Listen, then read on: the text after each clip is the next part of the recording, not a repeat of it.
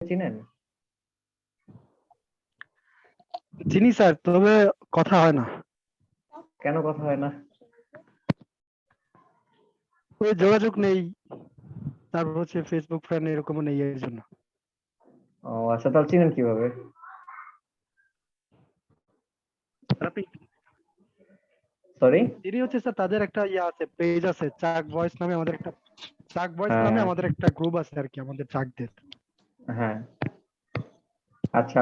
এটা আমি কেন ফেসবুক পেজ জিজ্ঞাসা আছে, করলাম মাইন্ড সেখানে করিয়েন না। সেখানকার অ্যাডমিন। আসলে উষা চিংচাকও আমার না স্টুডেন্ট না ছিল, না। এই জন্য জিজ্ঞাসা করলাম। মানে নামটার মধ্যে একটা মিল পেলাম, তো এই জন্য জিজ্ঞাসা ও করলাম, কিছু আচ্ছা। মনে করিয়েন না, ঠিক আছে? জি স্যার, আমরা না না না স্যার, আমরা একই গোত্রেরই স্যার। হুম, আচ্ছা ঠিক আছে। উনি তো এখন মালয়েশিয়াতে আছে, তাই না? জি স্যার। আপনি কি রাঙামাটিতে আছেন নাকি আর স্যার ঢাকাতে আমি কোথাও? ঢাকার মিরপুর স্যার। সরি। ঢাকা মিরপুর একে স্যার। ও আচ্ছা আচ্ছা, ঢাকা মিরপুরে। মিরপুর এক। বুঝতে পারছি। জি স্যার। আপনার এলাকায় আমার ইনভাইট হলো, ঠিক আছে? অবশ্যই স্যার। আমি কিন্তু দাওয়াত নিয়ে নিয়েছি। আচ্ছা ঠিক আছে, থ্যাংক ইউ। আচ্ছা ঠিক আছে, আমরা লেট করবো না, আমরা শুরু করে দিচ্ছি, হ্যাঁ, যেহেতু ওকে আমাদের স্যার, ক্লাস টপিক। ওয়েলকাম। এর মধ্যে একটু কষ্ট করে সবাই ওকে স্যার। যার যার হাতে যদি আশেপাশে একটু ডায়েরি থাকে, কলম থাকে, একটু কষ্ট করে নিয়ে নেন। কারণ আজকের যে ক্লাসটা হবে সম্পূর্ণ থিওরি পার্ট, অবশ্যই আমাদের প্রতিটা পার্ট পুঙ্খানুপুঙ্খ ভাবে নোট করতে হবে। যদি কেউ এমন চিন্তা ভাবনা করে থাকেন যে আমি হচ্ছে ভিডিওটা তো পাবোই, তো তখন হচ্ছে আমি আরামসে বসে বসে চিল করে করে লিখবো, এটা আসলে কিন্তু হয়ে ওঠে না। কারণ হচ্ছে এখন যে সময়টা আছে, পরবর্তীতে এই সময়টা আপনি পাবেন না। খাতা তো এখন দিবেন স্যার, খাতা আছে, সরি। খাতার কলম নেই। তো এই জন্য হচ্ছে অবশ্যই ক্লাসের কাজ ক্লাসেই করা ভালো, এবং হাতের স্পিড একটু ভালো রাখতে হবে। আমি যখন যা বলবো অবশ্যই তা নোট করতে হবে। যদি কোথাও আমার কথা বুঝতে প্রবলেম হয় বা কোনো কথা যদি না বুঝেন, ইমিডিয়েটলি আমাকে কোশ্চেন করবেন। তা নাহলে আবার পরে আপনি ভুলে যেতে পারেন। আর যদি এমন মনে হয় যে এখন কোশ্চেন করলে স্যার আবার কি নাকি মনে করে, তার থেকে টপিকটা শেষ হোক পরে বলবো, যদি এইরকম আমার ভালো চিন্তা করে থাকেন তাহলে প্রশ্নটা নোট করে রাখবেন। তা নাহলে আবার আপনি প্রশ্ন ভুলে যাবেন। ঠিক আছে? আচ্ছা। আপনাদের দেখি একটু আমি আপনাদের যে গ্রুপটা তৈরি হয়েছে কিনা ওটাকে একটু আমি দেখি। আজকে গ্রুপটা অলরেডি তৈরি হয়ে যাওয়ার কথা ছিল।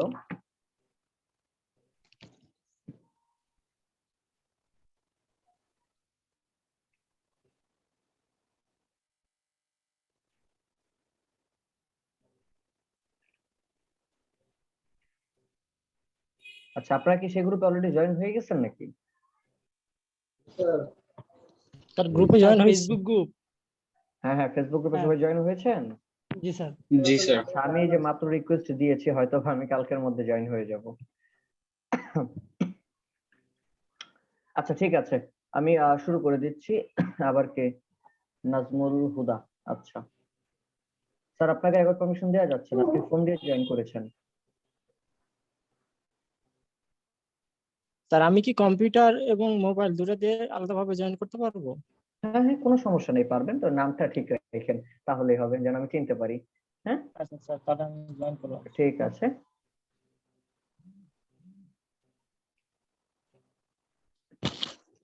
দেখা যাচ্ছে কি আমার স্ক্রিন? জি স্যার। আচ্ছা ঠিক আছে, তো চলেন শুরু করা যাক আমাদের আজকের class topic, fundamental of graphic design. Sir কি আবার একটু বলবেন? সরি। বলছি আবার একটু বলবেন, মানে হ্যাঁ হ্যাঁ, class topic. Fundamental of graphic design. আপনাদের পোর্টাল আছে একটা, দেখবেন সেই পোর্টালের মধ্যে মডিউলটা আছে, কষ্ট করে ওখান থেকে একটু কষ্ট করে দেখে নেবেন। আর আমি তো ক্লাসে বলবোই। আচ্ছা, আমাদের আজকের ক্লাসের টপিকটা হচ্ছে ফান্ডামেন্টাল অফ গ্রাফিক ডিজাইন। এক কথায় বলতে পারি গ্রাফিক ডিজাইনের বেসমেন্ট, অর্থাৎ একটা গ্রাফিক ডিজাইন কিসের উপর নির্ভর করে, এই বিষয়টা নিয়ে হচ্ছে আমাদের আজকের ক্লাস, যার নাম হচ্ছে fundamental of graphic design. Graphic design করতে গেলে আমাদেরকে অবশ্যই এই ফান্ডামেন্টাল অথবা ফাউন্ডেশন অথবা নিচে পাকাপোক্ত করতে হবে। আর এই পাকাপোক্ত মানে হচ্ছে গ্রাফিক ডিজাইন রিলেটেড আমাদের কিছু সামগ্রিক জ্ঞান থাকতে হবে। আর সেই জিনিসটা নিয়ে হচ্ছে আমাদের আজকের ক্লাস। তো শুরু করা যাক নাকি? Okay sir. আমরা কি Sure, জানি sir. আমাদের ফান্ডামেন্টাল অফ গ্রাফিক ডিজাইনের ফার্স্ট সফটওয়্যার আমাদের কি? জি স্যার স্যার। আমাদের ফার্স্ট সফটওয়্যার হচ্ছে মাইক্রোসফট পাওয়ার পয়েন্ট। অর্থাৎ আমাদেরকে পাওয়ার পয়েন্ট শিখতে হবে, এরপরে অ্যাডোবি ইলাস্ট্রেটর, এরপরে ফটোশপ। তাহলে পাওয়ার পয়েন্ট শিখবো, কেন শিখবো, এই বিষয়গুলো নিয়েও বিস্তারিত আলোচনা এখানে আজকে আমরা করবো ইনশাআল্লাহ। তার আগে হচ্ছে আমাদের কোর্স রিলেটেড কিছু জিনিস আপনাদেরকে দেখিয়ে দিচ্ছি। এটা যদিও আগের আগের মানে হচ্ছে এই পেজটা হচ্ছে আগের 6 মাসের কোর্স। এখানে যা মডিউলে যা দেখতে পাচ্ছেন এখান থেকে আপনাদেরকে এখন অনেক আপডেট করা হয়েছে, আরো অনেক প্রজেক্ট অ্যাড করা হয়েছে। সফটওয়্যার গুলো এগুলাই আছে। এমএস পাওয়ার পয়েন্ট আপনারা চাইলে যার যে পিসি কনফিগার অনুযায়ী যে কোনো ধরনের সফটওয়্যার ইউজ করতে পারেন, এখানে কোনো ধরনের বাধ্যবাধকতা নেই। তবে আমি চেষ্টা করব সবসময়, মানে চেষ্টা করবো আর কি, আপডেট সফটওয়্যার দিয়ে আপনাদেরকে দেখানোর জন্য চেষ্টা করব। সবসময় যে দেখাবো বিষয়টা এমন না, বাট চেষ্টা করবো, লাইক 2021 কখন 22 দিয়েও আমি দেখাবো। তো আপনার যদি পিসি কনফিগার পচা থাকে বা একটু লো কোয়ালিটি হয়, সেক্ষেত্রে আপনি চাইলে 17 ব্যবহার করতে পারেন, আমার কোনো সমস্যা নাই। ক্লিয়ার? ওকে, ঠিক আছে, তাহলে আমি নেক্সটে গেলাম। প্রশ্ন হচ্ছে হোয়াট ইজ প্রেজেন্টেশন। প্রেজেন্টেশন মূলত আসলে কি, বা প্রেজেন্টেশন কাকে বলে? আমরা পাওয়ার পয়েন্ট কেন শিখবো? রিজন হচ্ছে প্রেজেন্টেশন করবার জন্য। আপনাদের কাছে আমি একটা প্রশ্ন রাখতে চাই, এইরকম যে গ্রাফিক ডিজাইনের সাথে প্রেজেন্টেশনের সম্পর্কটা কোথায় আসলে? বলতে পারেন কেউ? আমরা তো গ্রাফিক ডিজাইন শিখতে এসেছি, তাহলে প্রেজেন্টেশন কেন শিখবো?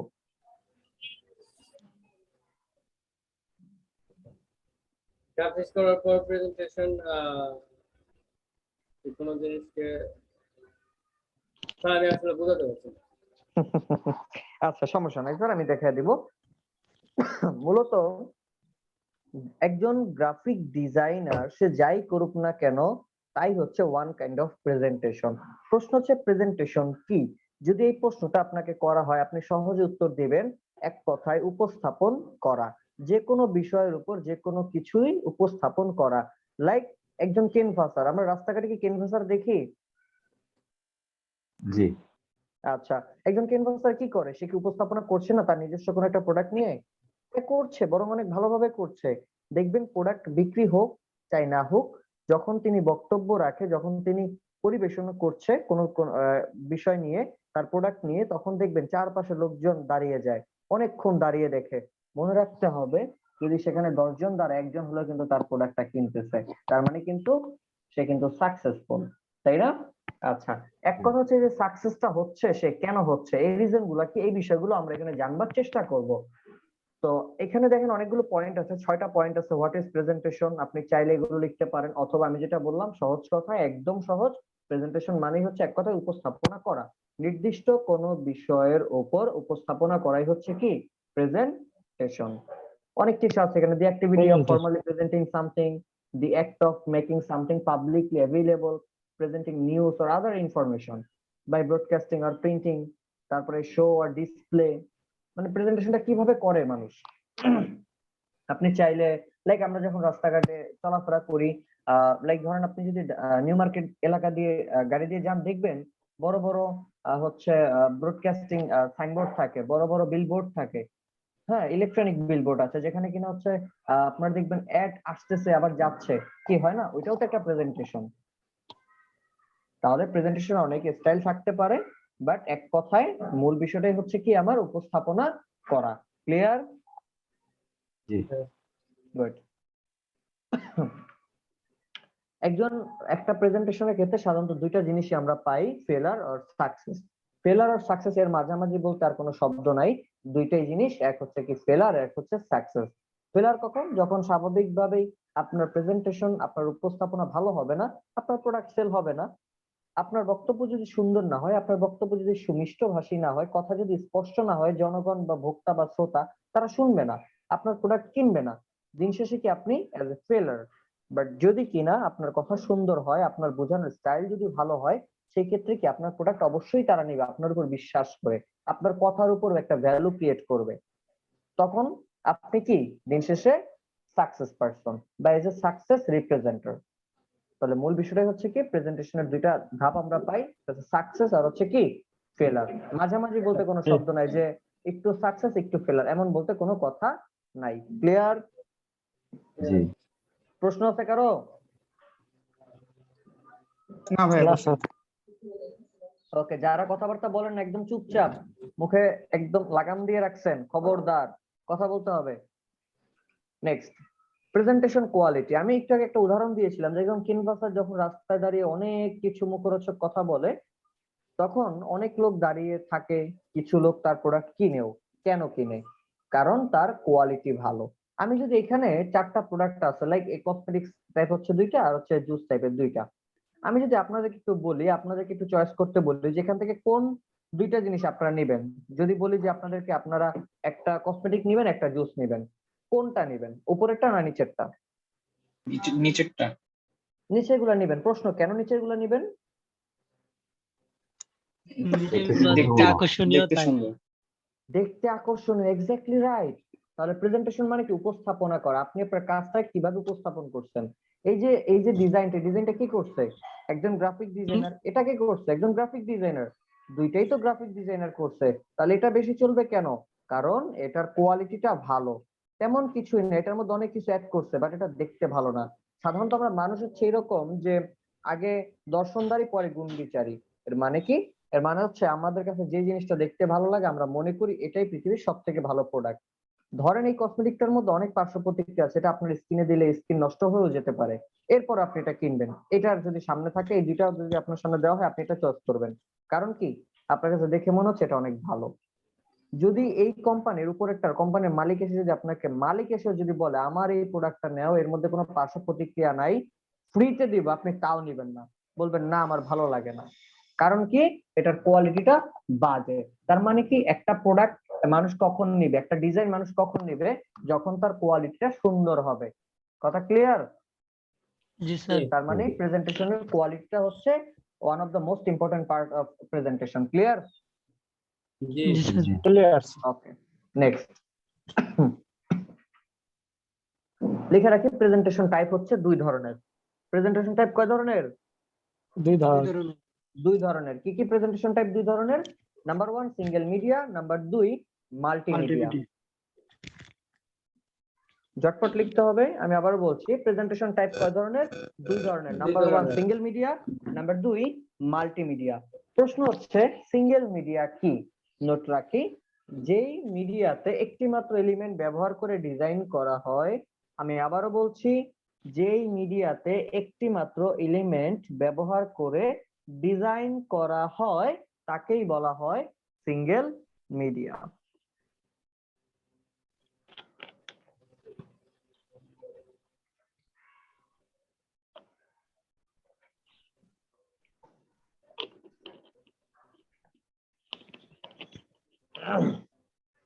আবার বলছি, প্রেজেন্টেশন টাইপ হচ্ছে 2 ধরনের, সিঙ্গেল মিডিয়া আর মাল্টিমিডিয়া। সিঙ্গেল মিডিয়া কাকে বলে বা সিঙ্গেল মিডিয়া কি? সিঙ্গেল মিডিয়া হচ্ছে যেই মিডিয়াতে একটি মাত্র এলিমেন্ট ব্যবহার করে ডিজাইন করা হয় তাকে কি বলা হয়? Single media. স্যার এখন প্রশ্ন হচ্ছে যে এলিমেন্ট, হোয়াট ইজ এলিমেন্ট? কি এই ধরনের? তো আসতেছি এলিমেন্ট পরে, আগে এটা নোট করি। মাল্টিমিডিয়া কি একটু পরে আমরা জানতে পারবো। এলিমেন্ট, আচ্ছা উত্তরটা দেওয়ার আগে আমি এখান থেকে দিয়ে যাই, যেহেতু কোয়েশ্চেন করেই ফেলছেন। এলিমেন্ট বলতে কি বোঝায়? এলিমেন্ট মানে হচ্ছে উপাদান। এলিমেন্ট হচ্ছে ইংরেজি শব্দ, বাংলায় হচ্ছে উপাদান। ডিজাইন করতে গেলে অনেক উপাদানের প্রয়োজন হয়, লাইক টেক্সট, এরপর হচ্ছে কি ইমেজ, এই জিনিসগুলো প্রয়োজন হয়। এইখানে কি আমার কোনো ইমেজ আছে সিঙ্গেল মিডিয়ার? জি জি আছে। না, শুধুমাত্র লেখা আছে। একটা মাত্র এলিমেন্ট, একটা মাত্র এলিমেন্টই আছে, নাম কি? টেক্সট। Text। বুঝছি এবার? জি। Good. মাল্টিমিডিয়া কি? পরে আমার একটা স্লাইড আছে, ওখানেই আছে মাল্টিমিডিয়া কি। মাল্টিমিডিয়া হচ্ছে মূলত এমন একটা মিডিয়া যেখানে কিনা একাধিক এলিমেন্ট ব্যবহার করে ডিজাইন সম্পূর্ণ করা হয়। আবার বলছি, মাল্টিমিডিয়া কি? যে মিডিয়াতে একাধিক এলিমেন্ট ব্যবহার করে ডিজাইন করা হয় বা ডিজাইন সম্পাদন করা হয় তাকে বলা হয় কি? মাল্টিমিডিয়া।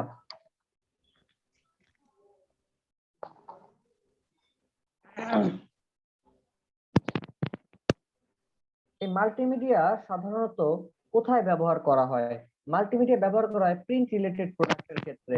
প্রিন্ট মানে হচ্ছে কিন্তু প্রেসের প্রিন্টের কথা বলা হচ্ছে, লাইক আপনি বিজনেস কার্ডের কথা যদি বলেন, এরপর হচ্ছে ফ্লায়ার বলেন, ব্রোশিয়ার বলেন, লেটার হেড, এনভেলপ, এইগুলা কি আমার print related product. Poster, banner, এগুলা কি প্রিন্ট রিলেটেড প্রোডাক্ট। এখানে কিন্তু মাল্টিমিডিয়া, যেখানে কিনা একাধিক, একাধিক বলতে কি? এই যে দেখেন, text, still image, audio, video, animation and special effect. এই 6টা উপাদান, মূলত 6টা না 5টা, অ্যানিমেশন এবং স্পেশাল ইফেক্ট দুইটা মিলে হচ্ছে একটা। তাহলে আমার মাল্টিমিডিয়ার এলিমেন্ট কয়টা আসতেছে? 5টা। কয়টা? 5টা। 5টা। এই 5টা এলিমেন্ট ব্যবহার করে সাধারণত মাল্টিমিডিয়া ডিজাইন করা হয়। এছাড়া আমি 5টার অনেক, অধিক হতে পারে। সরি, বলছি স্যার 5টার অধিকেরও হতে পারে না? এই 5টার অধিক হলেও সেগুলাকে এই 5টার মধ্যেই অ্যাড করা হয়। আপনি কি একটা উদাহরণ দিবেন 5টার বাইরে আর কি থাকতে পারে? না, মানে এটা জানতে চাইলাম আর কি, যে নাই 5টার কিন্তু বাইরেও তো স্যার, হতে পারে। না 5টার বাইরে আর হয় না।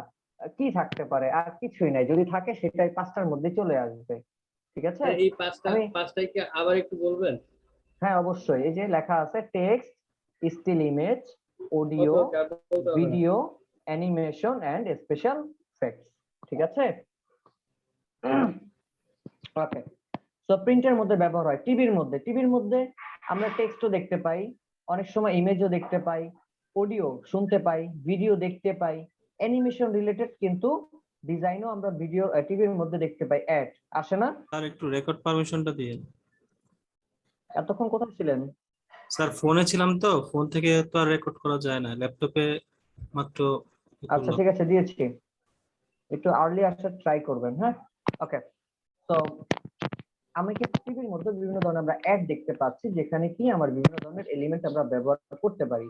এছাড়া কি ওয়েব মানে কি বোঝাচ্ছে? Website like Facebook, Instagram, Twitter, সেখানেও কিন্তু মাল্টিমিডিয়াই ব্যবহার করা হয়। সাধারণত আমরা আমাদের আশেপাশে এখন আর কোথাও এমন ধরনের মানে এই সিঙ্গেল রিলেটেড কি বলে যে সিঙ্গেল মিডিয়ার কোনো ডিজাইন দেখতে পাই না। কেন দেখতে পাই না? এর একটা কারণ আছে। মাল্টিমিডিয়ার থেকে সিঙ্গেল মিডিয়া খুব বাজে। মানে কি, দেখেন এই দুইটা ডিজাইনের দিকে যদি আপনি তাকান, আপনার এই সিঙ্গেল মিডিয়া দেখে কি আপনি সহজে কোনো কিছু বুঝতে পারবেন?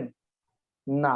বোঝার জন্য কি পুরোটা পড়তে হবে কোথায় কি আছে। বাট এই ডিজাইনটা দিয়ে তাকালেই বোঝা যায় এটা হয়তো জুয়েলারি টাইপের কিছু একটা হবে, অথবা ওয়েডিং রিলেটেড কিছু একটা, অথবা পার্লার টাইপের কিছু একটা, মানে আপনি অনেকখানি শিওর।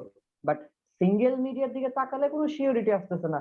অ্যাডমিশন, কিসের অ্যাডমিশন? এটা না পড়া পর্যন্ত কোনো বোঝার কোনো উপায় নাই যে অ্যাডমিশন, সেটার জন্য আপনাকে পড়তে হবে, পড়ে বুঝতে হবে যে এটা অ্যাডমিশন রিলেটেড একটা মানে অ্যাড বা ব্যানার। তাহলে কি সিঙ্গেল মিডিয়াটা এখন বর্তমানে ধ্বংসের পথে, আর সিঙ্গেল মিডিয়াটা ধ্বংস হওয়ার কারণ হচ্ছে এটা কোয়ালিটি ভালো না। এটা কেন ভালো না তা নিয়েও সামনে আমাদের আছে। নেক্সটে যাই। মাল্টিমিডিয়ার যে এলিমেন্ট গুলো আমরা দেখলাম 6টি এলিমেন্ট, সেই 6টি এলিমেন্টকে আমরা 5টি ভাগে ভাগ করছি। একটু আগে আমি বললাম, এই যে দেখেন যে 5 মেইন এলিমেন্টস কি? টেক্সট, গ্রাফিক কি? এই যে স্টিল ইমেজ, এটাই আমার graphic, video, audio and animation. Special effect কই গেছে? অ্যানিমেশন আর স্পেশাল ইফেক্ট দুইটা মিলে কয়টা হয়েছে? একটা, নাম কি? অ্যানিমেশন। ক্লিয়ার? ক্লিয়ার।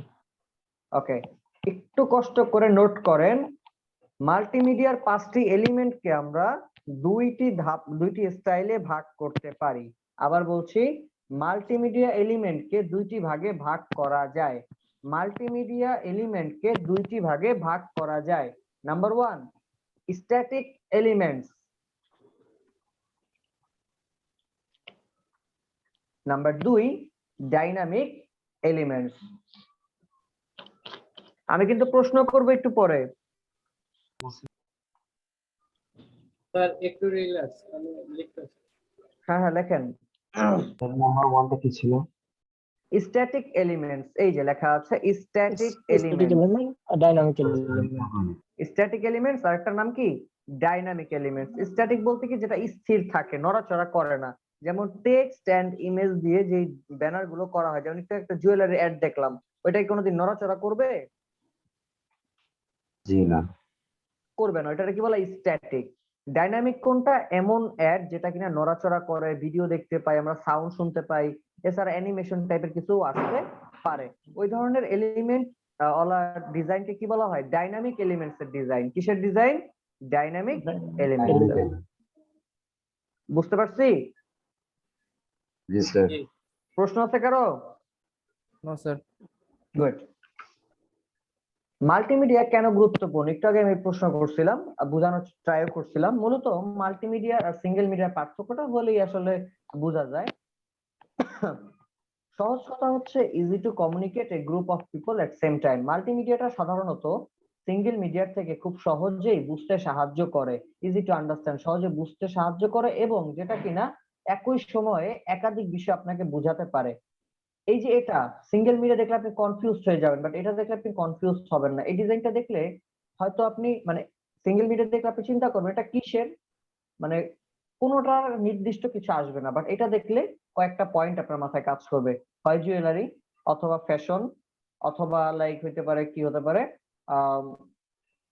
পার্লার, এই টাইপের কিছু একটা। তার মানে আমি বুঝে গেলাম আমার পৃথিবীতে অনেক ক্যাটাগরি আছে, তার মধ্যে কি আমার তিনটা আমি শিওর হয়ে আসছি যে তিনটার মধ্যে কোনো একটা নিশ্চিত, বাট এইটা না পড়া ছাড়া আপনার বোঝার কোনো উপায় নেই যে এটা আসলে কিসের অ্যাড দিছে। তো যেটা আমাকে বুঝতেই অসুবিধা করে দিচ্ছে, আমি কনফিউজ হয়ে যাচ্ছি, সেক্ষেত্রে আপনি ডিজাইনার হবেন। আপনি যদি কনফিউজ হয়ে যান তাহলে যারা ডিজাইনটা নিবে, যারা ক্লায়েন্ট হবে, তারা কি কনফিউজ হবে না? অবশ্যই হবে। তো সেই ক্ষেত্রে অবশ্যই আমাদের সিঙ্গেল মিডিয়া থেকে মাল্টিমিডিয়াটাই বেশি গুরুত্বপূর্ণ। আরো মজার বিষয়, and a systematic way to represent your presentation. Multimedia presentation দেখতে খুব সুন্দর, যার কারণে এটা একটা সিস্টেমেটিক ওয়ে বলা চলে। ক্লিয়ার? বুঝতে পেরেছি কি সবাই? Yes, sir. ওকে, নেক্সটে যাব। জি স্যার। এবার আসি হোয়াট ইজ আর্ট। প্রেজেন্টেশনের পার্ট আমার শেষ, আর্টের পার্টে আমি চলে আসছি। আর্ট, গ্রাফিক ডিজাইন করব, আর্টের দরকার আছে না? জি স্যার। আচ্ছা, এই আর্ট মানে কিন্তু এমন না যে আপনাকে ছোটবেলা থেকে আর্ট জাইনা আসতে হবে, আর্ট নিয়ে ব্যাচেলর অফ কি বলে ব্যাচেলর করতে হবে, আর্ট জেনে আপনাকে মাস্টার্স করতে হবে না, বিষয়টা মোটেও এমন না। তাহলে কি আসবে একটু পরে, আগে আমি জানি আর্ট কাকে বলে। এখানে দেখেন লেখা আছে when men can express their thinking power helping of color and brush that is called art। অর্থাৎ একজন মানুষ যখন কিনা তার চিন্তা শক্তিটাকে রং এবং রং তুলির মাধ্যমে বাস্তবে রূপান্তর করবে, তখন সেটাকে বলা চলে আর্ট। তখন সেটাকে কি বলবে? আর্ট। আমি আবার বলছি, একজন মানুষ যখন কিনা তার চিন্তা শক্তিটাকে, সে কি চিন্তা করতেছে, সে চিন্তাটাকে ব্রাশ মানে রং তুলি এবং কালার মানে রং, রং তুলি এবং রঙের মাধ্যমে বাস্তবে ফুটিয়ে তুলবে, তখন সেটাকে কি বলা চলে? আর্ট বলা চলে। একজন ক্যানভাস ডিজাইনার যিনি মূলত স্থির চিত্র যিনি অঙ্কন করে, চিত্রশিল্পী, তারা দেখবেন বিভিন্ন নদীর পাড়ে, লেকের পাড়ে দাঁড়িয়ে দাঁড়িয়ে কিছু একটা অঙ্কন করতেছে, চিন্তা করতেছে, ভাবতেছে, চিন্তা করতেছে, আঁকতেছে, ভাবতেছে, আঁকতেছে, ভাবতেছে, আঁকতেছে, যাকে তাই কিন্তু সে ভাবতেছে। বুঝতে পারছি তাহলে আমি? জি good. Next, what is graphic design? Graphic design কাকে বলে এটা বলার আগে আমি আপনাদের কাছে প্রশ্ন রাখতে চাই, গ্রাফিক ডিজাইন কি এটা তো পরে, আগে জিজ্ঞাসা করতেছি ডিজাইন কাকে বলে। বলতে পারি কেউ? What is design? ডিজাইন কি?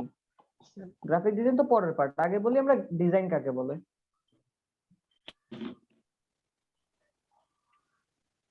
ডিজাইন হচ্ছে ডিজাইন হলো মনের চিন্তা শক্তির উপর কিছু সাজানো গোছানো। হ্যাঁ আচ্ছা ঠিক আছে, thank you so much. Design মনে হয় কোন একটা পার্টিকুলার প্যাটার্ন যেটাতে আপনি আপনার গ্রাফিক্সটাকে ফুটিয়ে তুলবেন। আচ্ছা ঠিক আছে, থ্যাংক ইউ সো মাচ।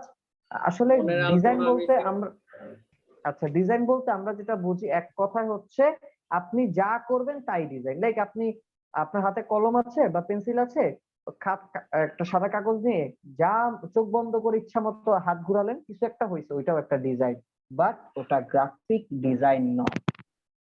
তাহলে ডিজাইন কি? ডিজাইন হচ্ছে আপনি যা করবেন, যা আঁকবেন, যা কিছুই করেন, আপনার চিন্তার মধ্যে সেটা থাক চাই না থাক, ওটাই কি ডিজাইন, বাট গ্রাফিক ডিজাইন না। তাহলে গ্রাফিক ডিজাইন কি? দেখেন লেখা আছে graphic design is a creative process that combines art and technology to communicate ideas. অর্থাৎ গ্রাফিক ডিজাইন বলতে বোঝায় সহজে এক কথায়, আপনি একটু আগে আর্ট শিখেছি আমরা, সেই আর্ট এবং টেকনোলজি দুইটার সমন্বয়ে যখন আমরা কোনো কিছু তৈরি করি, তখন সেটাকে কি বলা চলে? Graphic design. আর্ট তো আমরা না হয় বুঝলাম, আমাদের চিন্তাটাকে বাস্তবে রূপ দিলাম। সেটা কিভাবে দিব? আমি কি এখন ওই চিত্রশিল্পীর মতো ক্যানভাসে নিয়ে রং তুলি নিব? না, আমি কি করি? অ্যাডোবি ইলাস্ট্রেটরে যাব, অ্যাডোবি ফটোশপে যাব, এই যে সফটওয়্যার কল টেকনোলজি। সফটওয়্যার কি টেকনোলজি না? এই সফটওয়্যারের মাধ্যমে আমি আমার চিন্তা শক্তিটাকে বাস্তবে রূপ দিব, তখন এটাকে কি বলা যাবে? Graphic graphic design. বুঝতে পারছি এবার আমি? জি স্যার। আচ্ছা আমি আরেকবার আর বলে এটা কি দিচ্ছি। হ্যাঁ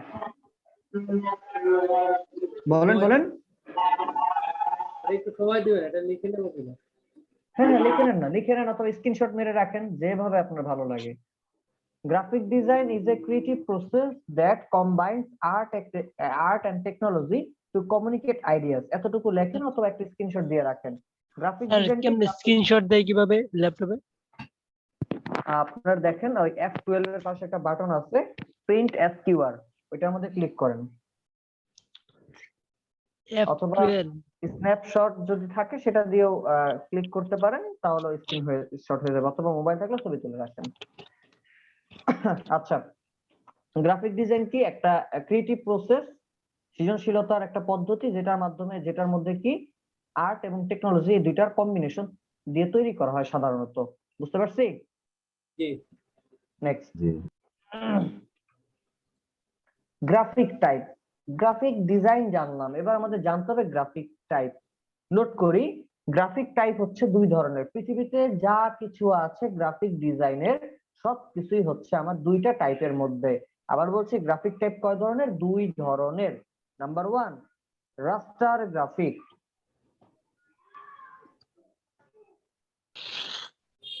রাস্টার গ্রাফিক। হ্যাঁ রাস্টার গ্রাফিক, এটা আবার কি ওইটা একটু পরে বলবো না, আগে নোট করেন। গ্রাফিক টাইপ দুই ধরনের, number 1 raster graphic, number 2 vector graphic.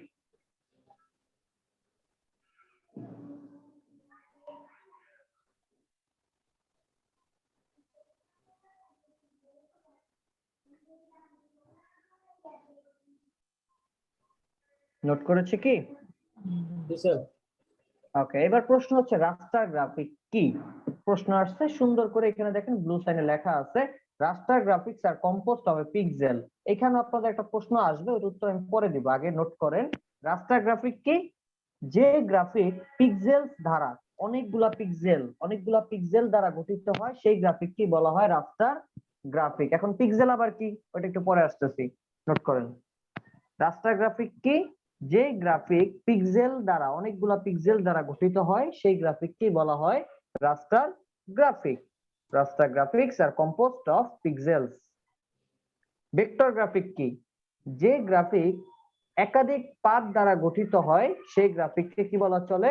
Vector graphic. Vector graphic are composed of path, অর্থাৎ একাধিক পাথ দ্বারা যে গ্রাফিক তৈরি করা হয় বা গঠিত হয় সেই গ্রাফিককেই বলে ভেক্টর গ্রাফিক। এখানেও প্রশ্ন, পাথ আবার কি স্যার? সব দেখাবো, আগে নোট করেন।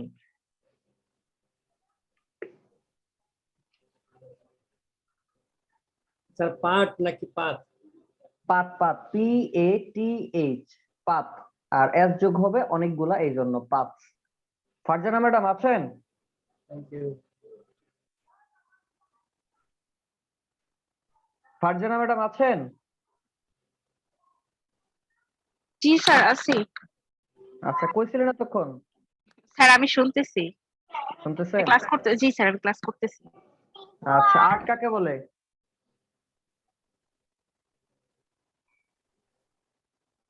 স্যার আর্ট হচ্ছে একটা চিন্তা চেতনাকে প্রকাশ করার একটা মাধ্যম। সেটা কিভাবে প্রকাশ করবেন?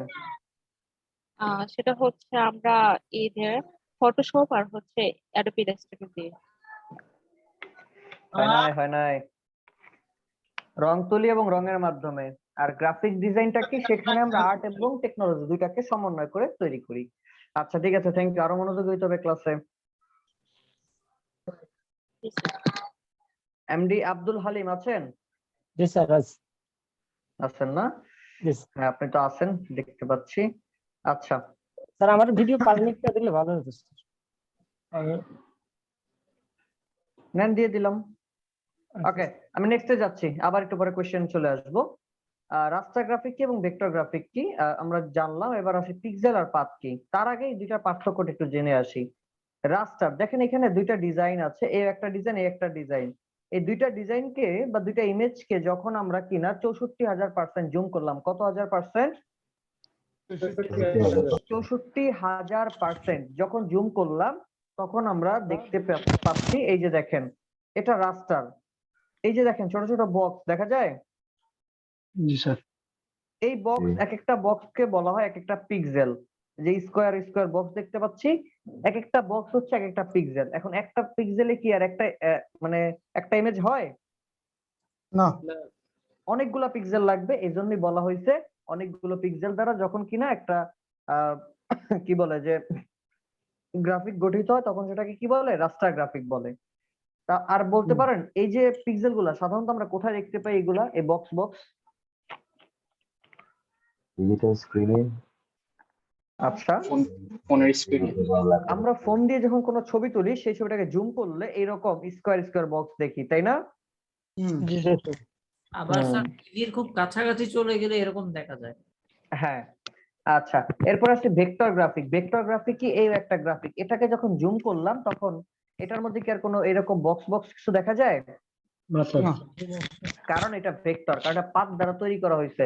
আর পাত এমন একটা জিনিস, এটাকে যত খুশি তত বড় করতে পারবেন, যত খুশি তত ছোট করতে পারবেন, ও কোনোদিন ফাটবে না, চিরবে না, নষ্ট হবে না। ক্লিয়ার? জি স্যার। জি স্যার। চলেন আরো বোঝানোর জন্য সামনে যাই, আমি আরো সামনে গেলে বুঝতে পারবো। এই যে দেখেন প্রশ্ন চলে আসছে, হোয়াট ইজ পিক্সেল? পিক্সেলটা মূলত কি? Smallest element of a picture, note রাখি, smallest element of a picture, ইমেজের ক্ষুদ্র অংশ বা পিকচারের ক্ষুদ্র অংশই হচ্ছে কি পিক্সেল। এই যে একটা ইমেজ, এই যে একটা ইমেজ, এই যে ইমেজ, এই ইমেজটার ছোট ছোট ক্ষুদ্র ক্ষুদ্র যে অংশ, এগুলারে কি বলা হয় আমার? পিক্সেল বলা হয়। কি বলা হয়? পিক্সেল। পিক্সেল। আর এই যে ভেক্টর কাকে বলে? পাথ কাকে বলে? What is path? এই যে পাথের মধ্যে মানে যে ভেক্টর গ্রাফিকটা পাথ দ্বারা গঠিত হয়, পাথটা কি? এই যে লাইন, এই যে দেখেন একটা লাইন দেখা যায়, দেখতে পাচ্ছি কি? জি এরকম এখানে অনেকগুলো লাইন আছে, লাস্টেরটাই ভিজিবল, বাকিগুলো ভিজিবল না। ওকে, আচ্ছা, তাহলে এই ভেক্টর আর রাস্টার এই দুইটা নিয়ে কার কোনো প্রশ্ন আছে কি? নেই sir. Next, sir, what is resolution? Sorry, পাথের ডেফিনিশনটা কি হবে? পাথের ডেফিনিশন কি? এক কথায় পাথ কাকে বলে? পাথ হচ্ছে লাইন। পাথ কি? লাইন বা যেমন রেখা।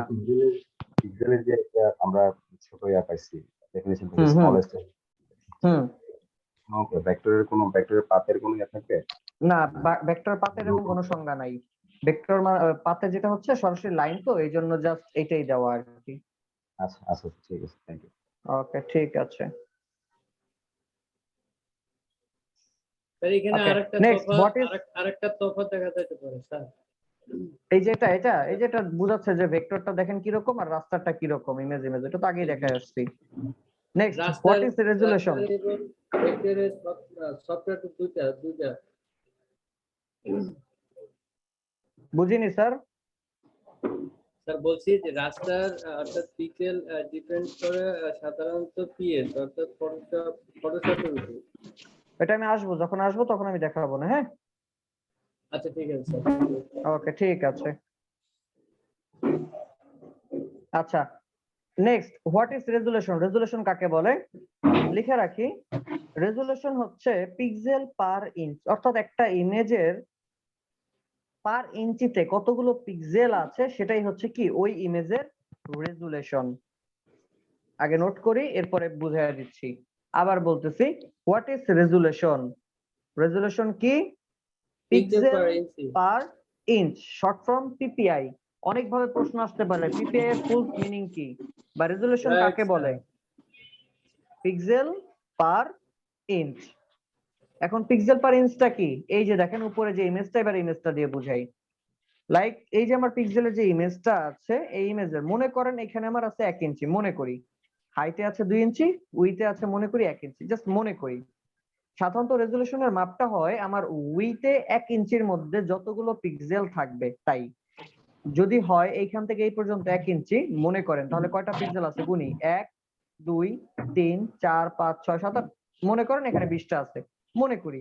তাহলে আমার এই ইমেজের রেজুলেশন কত? 20 পিক্সেল পার ইঞ্চ। 20 পিক্সেল, অর্থাৎ 20। ক্লিয়ার? যদি এখানে 1 ইঞ্চির মধ্যে 30টা থাকতো তাহলে আমার 30, যদি 40টা থাকতো 40। কখনো হাইট মাপবেন না, শুধু উইথ কাউন্ট হবে। Clear? Sir sir sir Right. আরেকটা বিষয় জানতে চাইলাম, আচ্ছা টিপিআই তো পেলাম, কিন্তু আরেকটা শব্দ ব্যবহৃত হয় ডিপিআই। ডিপিআই মানে হচ্ছে এটা- ডেপথ পার ইঞ্চ, এইটাই ডেপথ কি, এই যে এটাই উইথটাই ডেপথ পার ইঞ্চ। আচ্ছা ওকে, সরি স্যার, ওটা আমি খেয়াল করিনি। হ্যাঁ, নেক্সট আমরা যে মাল্টিমিডিয়া দেখেছিলাম, সেই মাল্টিমিডিয়াকে সাধারণত আমরা আরো দুইটা ভাগে ভাগ করতে পারি, ইলেকট্রনিক মিডিয়া এবং হচ্ছে কি প্রিন্ট আর প্রেস মিডিয়া। লাইক ইলেকট্রনিক মিডিয়ার মধ্যে কি আছে, television, TV, computer, mobile, ads. এরপরে প্রিন্ট অথবা প্রেসের মধ্যে কি আছে, banner, poster, flyer, brochure, billboard, এই জিনিসগুলা।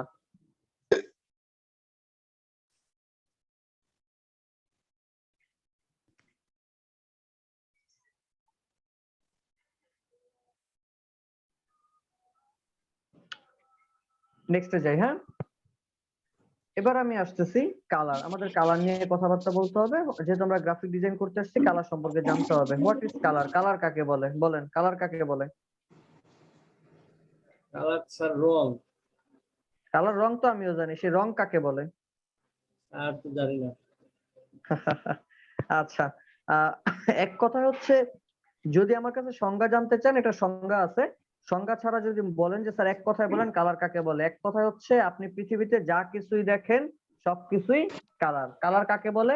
আমরা পৃথিবীতে যা দেখি তাই কালার। কথা ক্লিয়ার?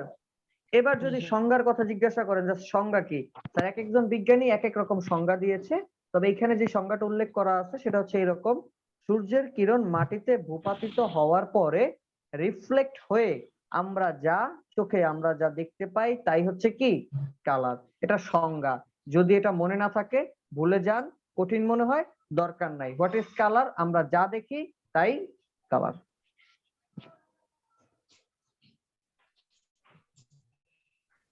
বুঝতে পারছি? জি স্যার আর একবার একটু বললে ভালো হতো। সংজ্ঞাটা জি স্যার। ওকে, সূর্যের কিরণ মাটিতে ভূপাতিত হওয়ার পরে রিফ্লেক্ট হয়ে চোখে আমরা যা দেখতে পাই তাই কালার বা রং। স্যার এটা তো এখন একটা লেন্সের ডেফিনিশনের মতো। হুম, স্যার নেক্সট কালার সিস্টেম লিখে রাখি আরজিবি। আমরা আমাদের গ্রাফিক ডিজাইনের মধ্যে সাধারণত দুইটি কালার সিস্টেম ব্যবহার করি। নাম্বার 1 আরজিবি লিখে রাখি। গ্রাফিক ডিজাইনে কালার সিস্টেম ব্যবহৃত হয় দুইটি। আবার বলছি, গ্রাফিক ডিজাইনে কালার সিস্টেম ব্যবহৃত হয় দুইটি। Number 1 RGB, number 2 CMYK.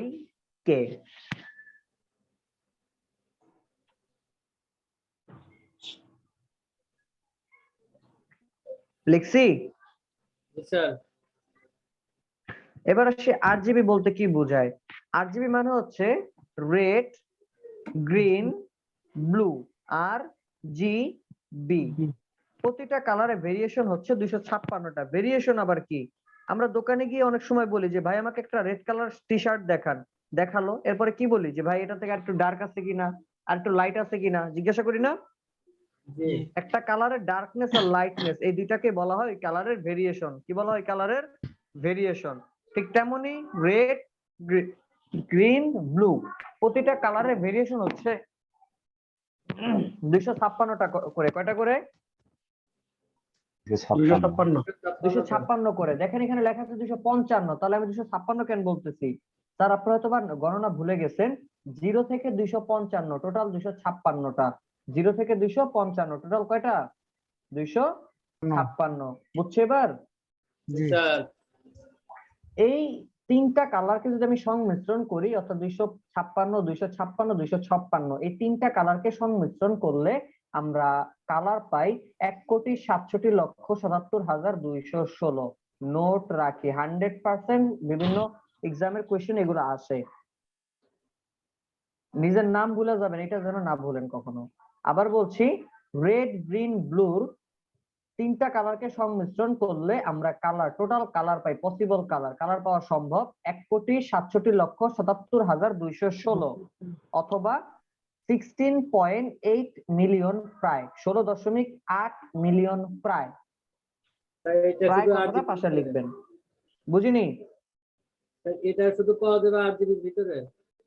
8 জিবির ভিতরে, রাইট। লিখছি। জি স্যার।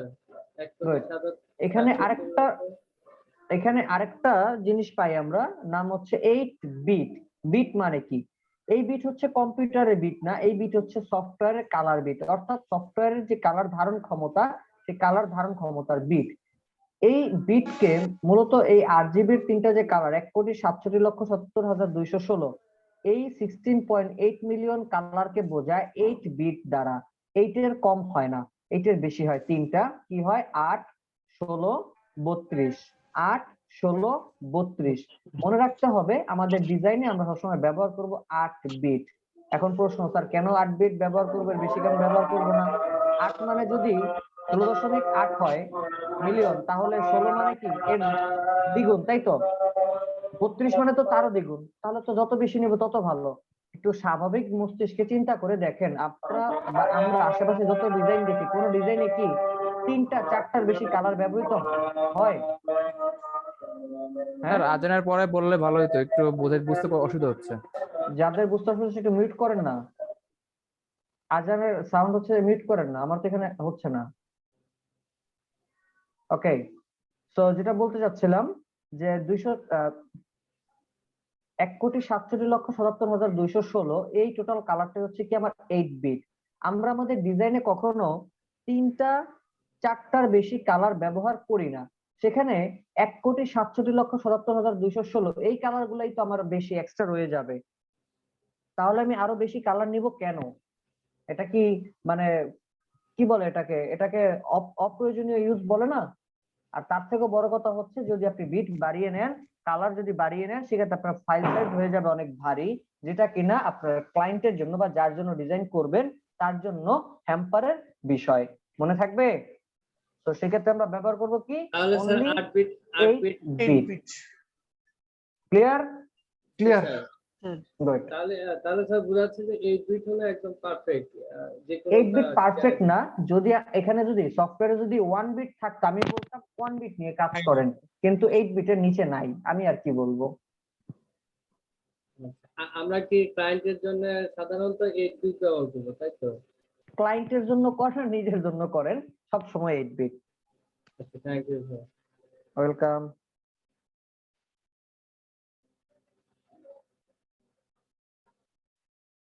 আচ্ছা, just a minute.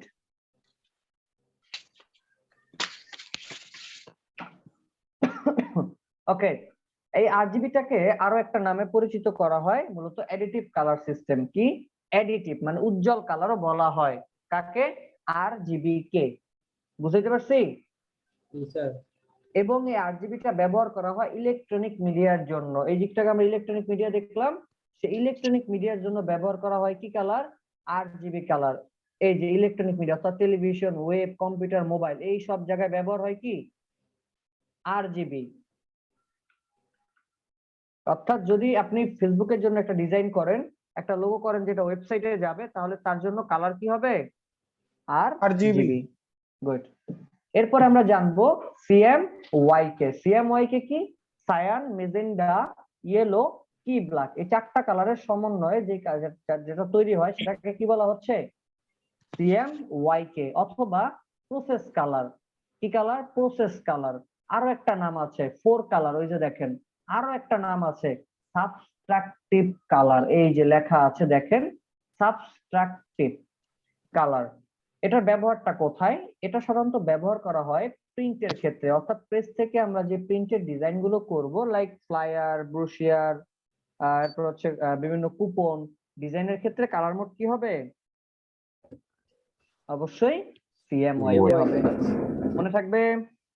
Sir good. Next. Sir আবার কোশ্চেন আছে এখানে। হ্যাঁ বলেন। ব্ল্যাক কালারটা না বলে এখানে কি বলা হলো কেন এখানটাতে, মানে কি Okay, বলতে কি okay, ব্ল্যাকটা good. এখানে মেইন কালার? ব্ল্যাক সাধারণত হচ্ছে দুই ধরনের হয়ে থাকে, একটা হচ্ছে 100% ব্ল্যাক আর একটা হচ্ছে 90% ব্ল্যাক। আমরা আমাদের ডিজাইনে কখনো কোনো ধরনের 100% ব্ল্যাক ব্যবহার করি না, কারণ 100% ব্ল্যাক ব্যবহার করলে যখন ডিজাইনটা প্রিন্ট হয় তখন নষ্ট হয়ে যায়। আর তাহলে এটা দিয়েছে কেন? হ্যাঁ, অবশ্যই দিয়েছে ব্যবহারের জন্য, তবে প্রিন্টের ব্যবহারের জন্য না, ওইটা হচ্ছে ইলেকট্রনিক মিডিয়া ব্যবহারের জন্য। আর 100% যে ব্ল্যাক ওটার সাধারণত বলা হয় লাক্সারি ব্ল্যাক, আর যেটা 90% ব্ল্যাক ওইটার বলা হয় কি ব্ল্যাক। ঠিক আছে? আচ্ছা, তার মানে এটা শুধুমাত্র আপনার প্রিন্টিং কমিউনিকেশনের জন্য ইউজ করা হয় এই কি রাইট ব্ল্যাকটা? রাইট রাইট, হ্যাঁ। ওকে, তাহলে আর কার কোনো ধরনের প্রশ্ন আছে? স্যার বিষয়টা কি আবার শুনতে পাবো? ওকে, বললাম সিএমওয়াইক এর কালারটা হচ্ছে কি, সিএমওয়াইক এর কালারটা হচ্ছে আমার প্রিন্ট রিলেটেড বা প্রসেস কালার হিসেবে ব্যবহৃত হয়।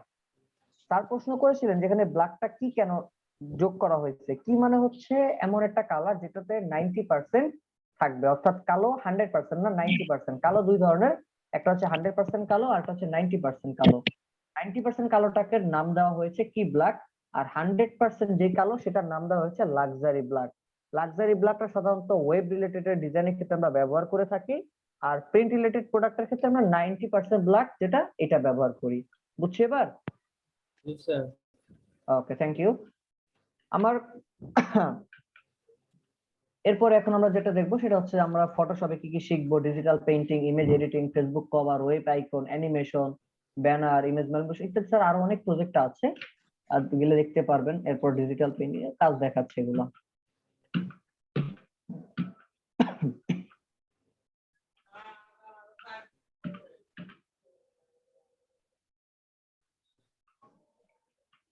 এছাড়াও ইলাস্ট্রেটর, আমরা ইলাস্ট্রেটরে কি কি দেখবো এখানে দেওয়া আছে, logo design, business card, banner, packet, billboard, calendar, flyer, illustration, brochure, corporate identity, এছাড়া আরো অনেক কিছু আছে।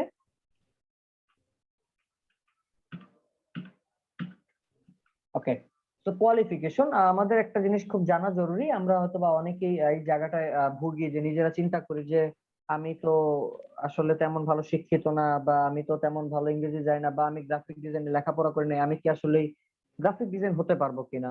স্যার, গ্রাফিক ডিজাইন হওয়ার জন্য আপনাকে গ্রাফিকের উপরে অনার্স মাস্টার্স এত কিছু করতে হবে না। গ্রাফিক ডিজাইন হওয়ার জন্য তিনটা জিনিস আপনার মধ্যে থাকতে হবে। Number 1 creativity, number 2 communication skill, আর number 3 problem solving skill. Creativity মানে হচ্ছে সৃজনশীলতা, নতুন কিছু সবসময় তৈরি করার একটা চিন্তা মাথার মধ্যে রাখতে হবে। আর কমিউনিকেশন স্কিল মানে কি, হচ্ছে যোগাযোগের একটা ব্যবস্থা খুব ভালো আপনার কাছে আপনাকে রাখতে হবে, অর্থাৎ আপনি যেন অনেক ভালো মানুষের সাথে যোগাযোগ করতে পারেন সেই বিষয়টা খেয়াল রাখতে হবে। Just a minute.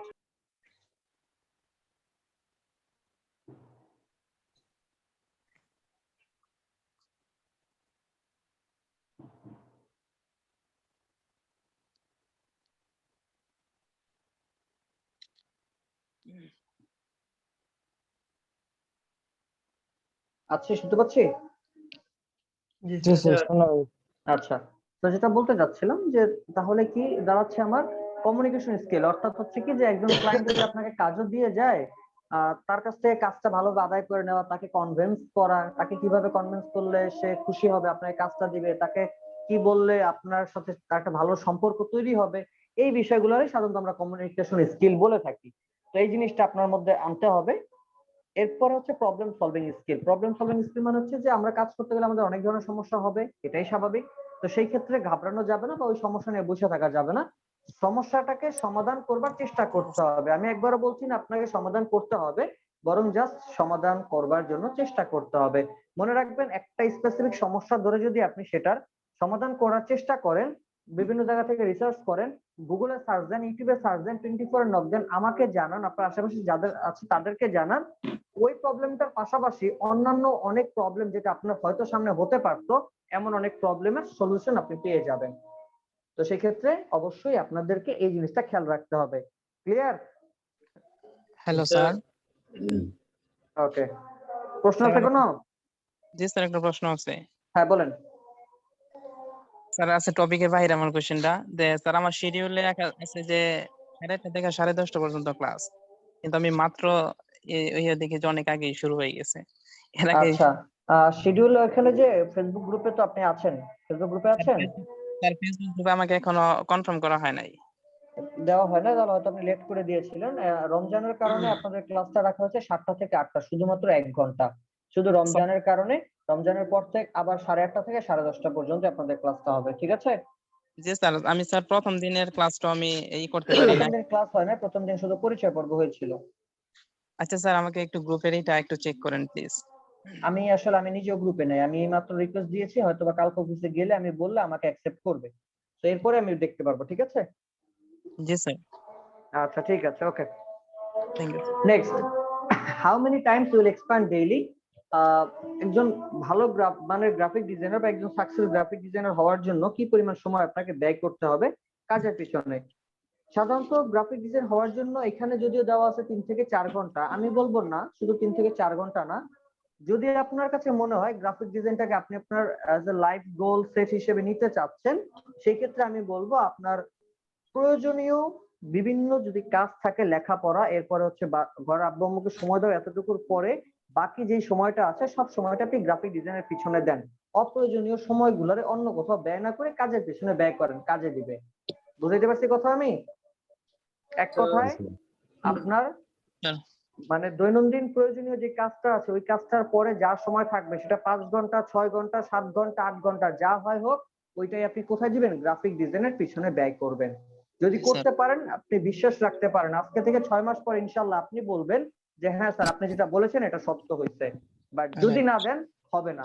আরেকটা রিজন আছে, এখানে সুন্দর করে লেখা আছে দেখেন, এট এভরি ডে, অর্থাৎ প্রতিদিন এটা হইতে হবে। এমন যেন না হয় একদিন আপনি লাইক শুক্রবার দিন আমাদের কোনো কাজ নাই বা কাজ থাকলেও আমরা ছুটির দিন, অনেক সময় একটানা 10 ঘন্টা কাজ করছি, এরপরে 3-4 দিন আর কম্পিউটার ধরেও দেখি নাই।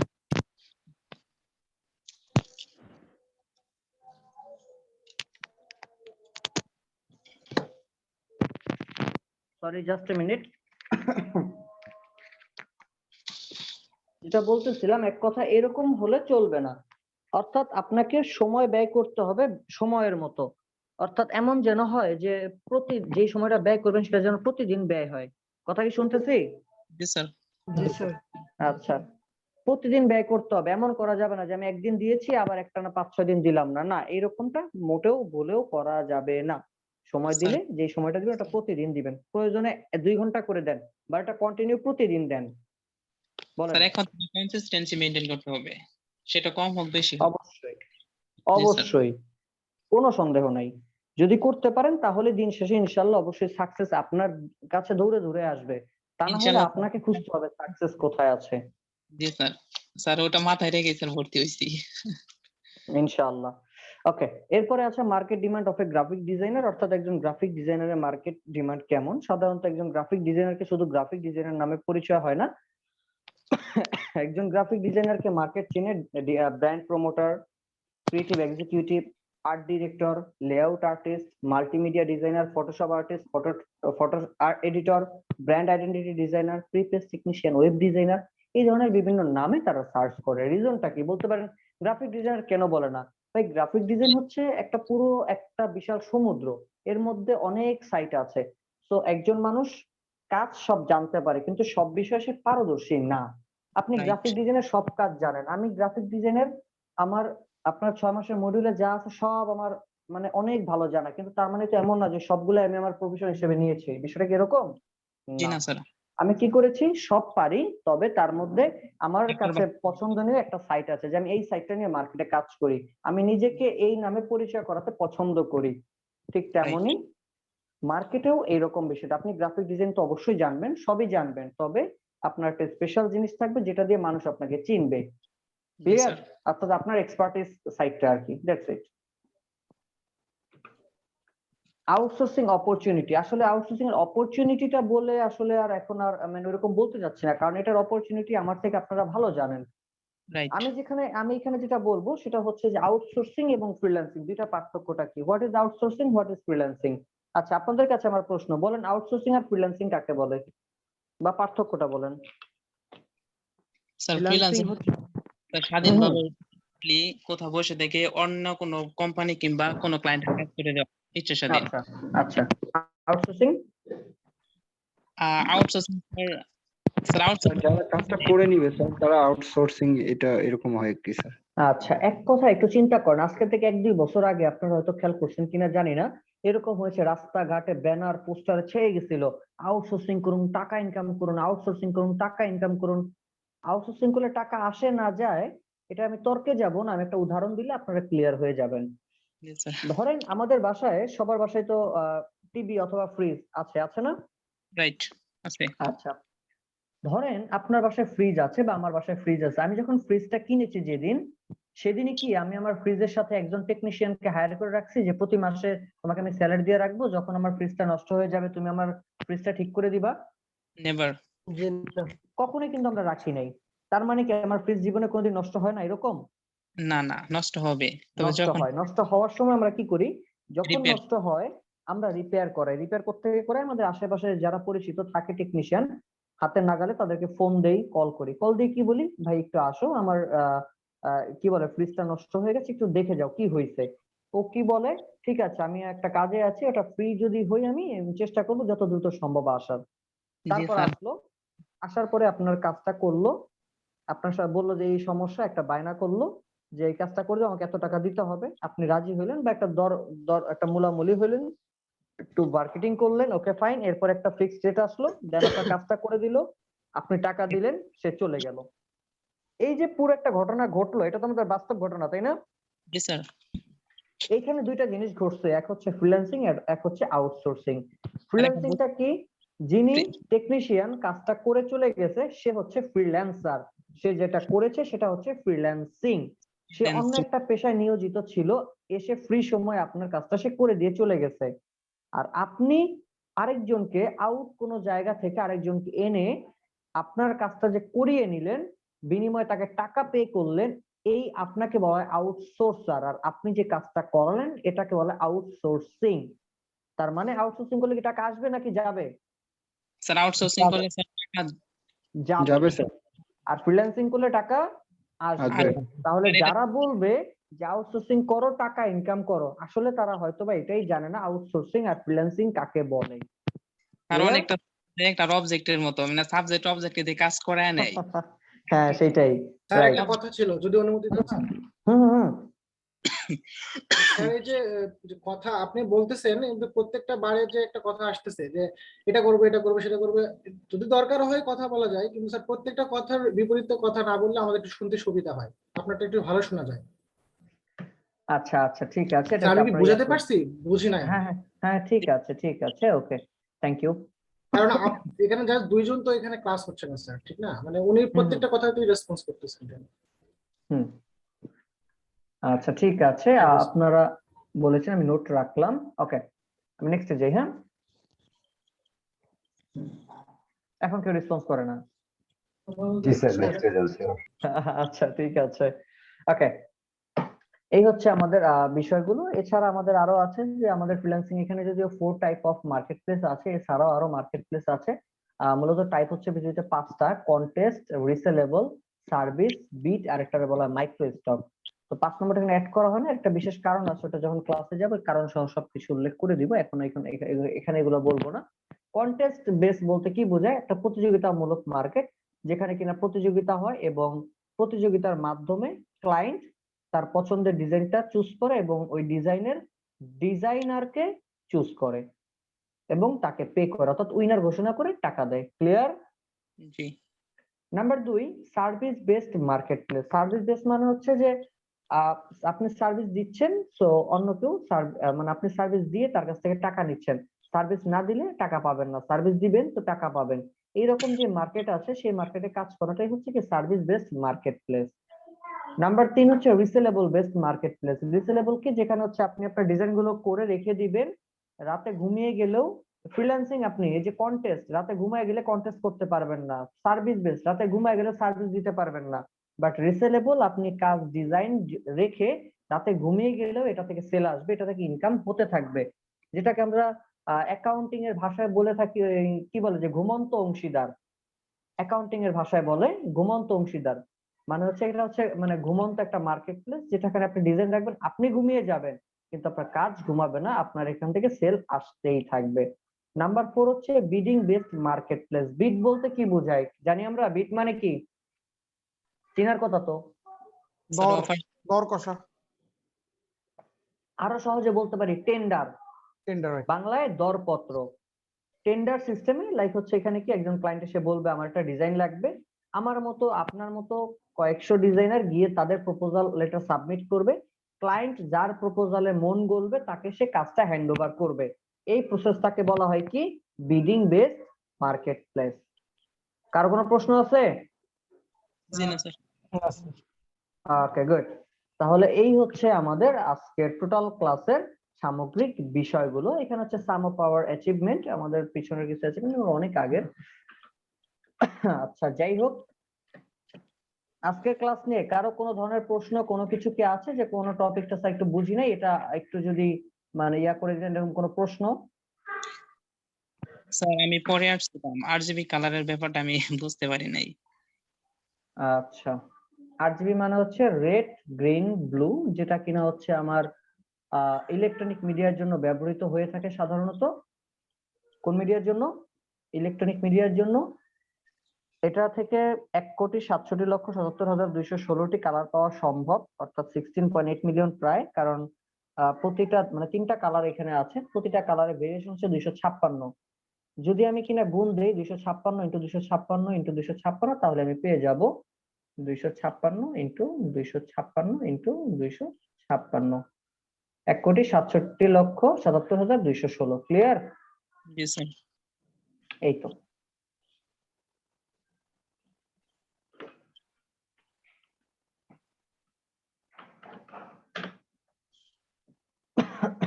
স্যার একটু কথা ছিল স্যার। হ্যাঁ হ্যাঁ স্যার বলেন। স্যার আমাদের কোর্সের মডিউল গুলা কোথায় পাবো বললেন স্যার?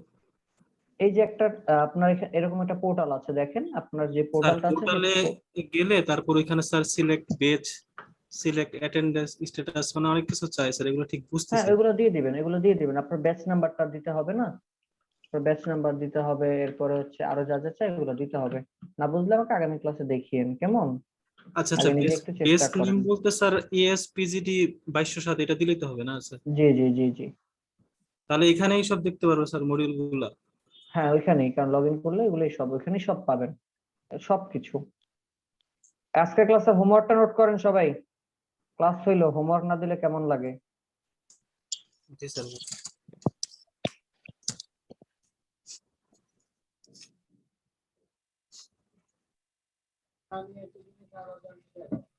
কি ব্যাপার?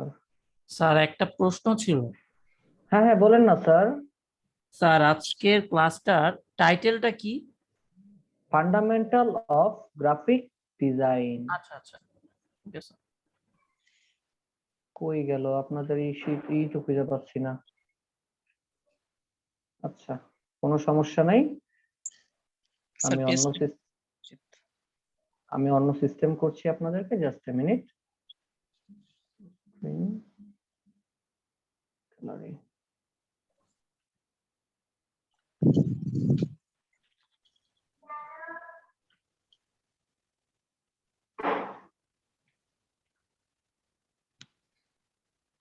আচ্ছা আমি হচ্ছে আপনাদের স্ক্রিনশট দিয়ে রাখলাম, ঠিক আছে?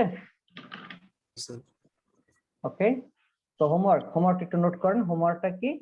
পুরো পৃথিবীর 5 জন শ্রেষ্ঠ গ্রাফিক ডিজাইনারের জীবনী নিজের খাতায় লিখবেন, লেখার পরে ছবি তুলে আপনাদের যে গ্রুপটা আছে, যে গ্রুপে আপনারা অ্যাক্সেস হিসেবে আছেন, সেই গ্রুপে পোস্ট করবেন। আমি আবারও বলছি, পৃথিবীর 5 জন বড় বড় গ্রাফিক ডিজাইনার, পৃথিবীর 5 জন, আপনার যারা ভালো লাগে তার কথা লিখুন, কোনো সমস্যা নাই। পৃথিবীর 5 জন গ্রাফিক ডিজাইনারের জীবনের মধ্যে কি কি আসতে পারে? তাদের লাইফ স্টাইল, তাদের ওয়ার্ক আওয়ার, তাদের হচ্ছে কাজ করার স্টাইল, ঠিক আছে, তারা কতদিন যাবত কাজ করে, এই বিষয়গুলো নিয়ে কি করবেন? লিখবেন খাতায়, অবশ্যই খাতায় লিখবেন, লিখে সেটা ছবি তুলে গ্রুপে পোস্ট করবেন। কয় পেজের হতে হবে স্যার? এটা কোনো নির্দিষ্ট নাই স্যার, 5 জন গ্রাফিক ডিজাইনার, এবার আপনার যত পেজ হয়। আচ্ছা যেহেতু লাইফ স্টাইল আছে এখানে, অনেকগুলো পয়েন্ট আমি বলে দিলাম, তো অবশ্যই এগুলো রাখতে হবে, তাই না? জি স্যার। ওকে ঠিক আছে। হ্যাঁ আমার question ছিল স্যার, আমাকে এখনো অ্যাক্সেস দেওয়া হয় নাই, সেক্ষেত্রে আমি কি করব? লেখেন, লেখা ছবি তুলে রাখেন, আগামী ক্লাসে আমাকে দেখাবেন, তাহলেই হবে। আর ওই ক্লাসের আগে আমি আপনার গ্রুপে অ্যাড করে নিব না, আগামীকালকে অ্যাড করে দিব না, সমস্যা নাই। এরপরে গ্রুপে আপলোড দিয়ে দিন, ঠিক আছে? জি স্যার। আর হচ্ছে যারা ভিডিওটা করলেন অবশ্যই অবশ্যই আপনাদের মধ্যে থেকে কেউ একজন অবশ্যই এটা হচ্ছে কষ্ট করে একটু গ্রুপে নিজের ড্রাইভে আপলোড করে একটা লিংকটা গ্রুপে একটু পোস্ট করে দিয়ে নিজ দায়িত্বে কষ্ট করে, ঠিক আছে? স্যার স্যার আমার আরেকটা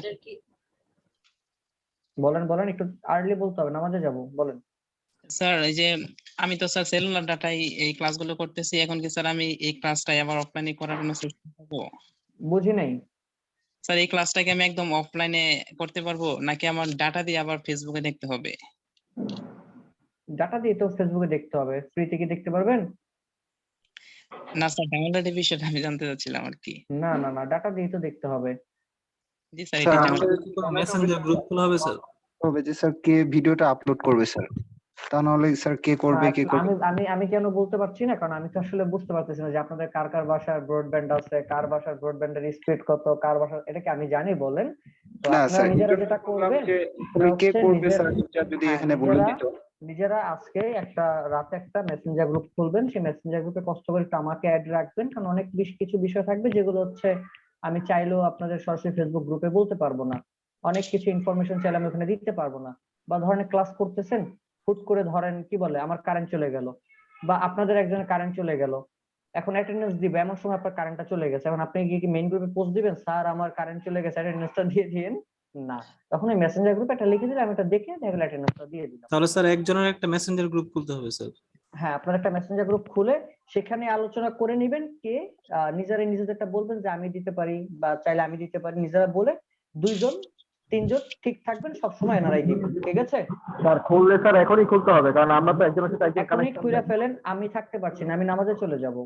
আচ্ছা ভাইয়া থাকেন, আমি বলতেছি। আপনি হ্যাঁ বলেন, কি জানতে চাচ্ছিলেন বলেন। আপনি বেড়ে গেলে হোস্ট করে দিয়ে যান কাউকে। আমি কি এখানে আমার ফেসবুক গ্রুপের লিংকটা দিব, মানে আমার পার্সোনাল আইডি? এক কাজ করেন, যারা ফেসবুক গ্রুপে অ্যাড আছেন আপনাদের মধ্যে থেকে কেউ একজন খুলে একজন আরেকজনকে ফ্রেন্ড রিকোয়েস্টটা দেন, এরপরে মেসেঞ্জারে একটা গ্রুপ খুলে সেই গ্রুপে সবাইকে অ্যাড করে দেন, দ্যাটস ইট। এখানে কি আমাকে থাকতে হবে? আল্লাহ। স্যার বুঝতে পারছি স্যার, একজন খুললে হবে। হ্যাঁ, আচ্ছা ঠিক আছে, তাহলে আজকে এখানে রাখছি, ভালো থাকেন, সুস্থ থাকেন, হোমওয়ার্ক গুলো নিয়ে দেখা হবে ইনশাআল্লাহ আগামী ক্লাসে। হোমওয়ার্ক না করলে কিন্তু ঝামেলা আছে, বলে দিলাম। জি স্যার। আল্লাহ হাফেজ, আসসালামু আলাইকুম। আসসালাম।